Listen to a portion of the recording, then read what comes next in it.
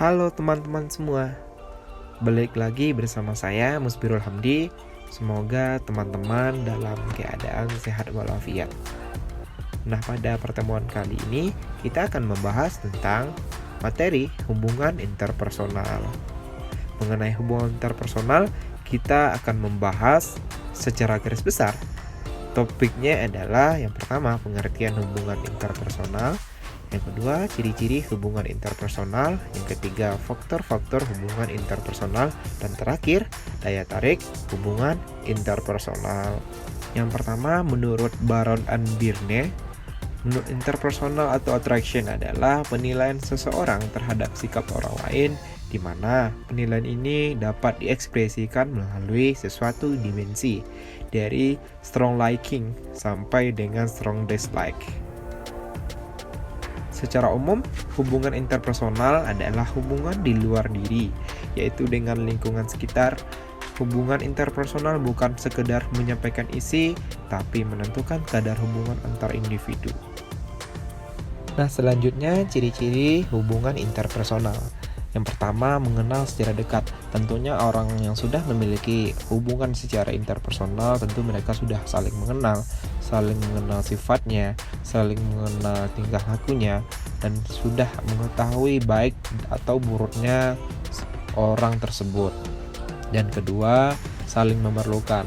Misalnya seseorang sedang menghadapi permasalahan, tentunya seseorang tersebut butuh orang lain untuk menyelesaikan permasalahannya, dan butuh orang lain untuk menenangkan hatinya. Dan tentunya itu adalah orang yang telah memiliki hubungan interpersonal dengan dia. Dan begitu pula sebaliknya. Dan mereka saling memerlukan dan saling berkoheren dan saling berkaitan satu sama lain. Yang ketiga, ditandai oleh pemahaman sifat-sifat pribadi di antara kedua belah pihak. Seperti yang sudah saya sampaikan tadi, mereka sudah mengenal sifat-sifatnya, sudah mengenal pribadinya, perilakunya, dan lain-lainnya. Yang terakhir, mereka menyadari bahwa mereka mempunyai kepentingan-kepentingan yang sama. Dan inilah yang bisa disebut satu frekuensi, dan mereka mempunyai tujuan yang sama, mempunyai niat yang sama, dan mereka mempunyai harapan-harapan yang sama. Nah, selanjutnya faktor-faktor hubungan interpersonal. Ada yang dari dalam atau internal, ada yang dari luar atau eksternal. Yang pertama, faktor internal. Yang pertama, kebutuhan untuk berinteraksi. Yang kedua, pengaruh perasaan. Yang kedua, faktor eksternal.